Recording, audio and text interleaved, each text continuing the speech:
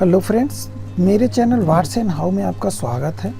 मैं आपको इस ट्यूटोरियल में बताने जा रहा हूं कि आप Windows detected hard drive error की प्रॉब्लम को स्टॉप कैसे कर सकते हैं, इसको डायरेक्टली आप क्लोज़ कैसे कर सकते हैं। तो आइए फ्रेंड्स, हम देखते हैं क्या करना है। हमें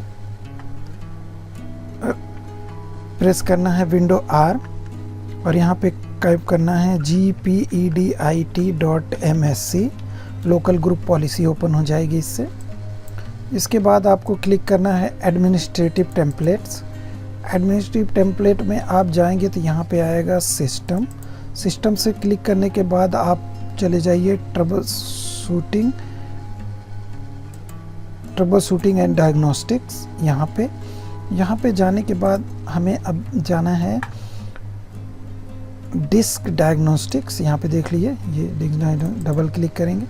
डिस्क डायग्नोस्टिक पे डबल क्लिक करने के बाद ये दो ऑप्शन आएगा, disk diagnostic configure custom alert text में दे। दूसरा है disk diagnostic configure execution level. इस पर राइट क्लिक करेंगे और एडिट पे क्लिक करेंगे।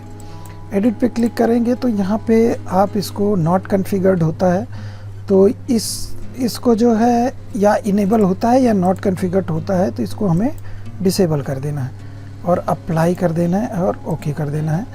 तो ये जो हार्ड डिस्क का जो एरर है ये नहीं आएगा। आशा करता हूँ कि आपको मेरा ये वीडियो पसंद आया होगा। अगर आपको मेरा वीडियो पसंद आ रहा है तो सब्सक्राइब करना ना भूलें। Thanks for watching my channel.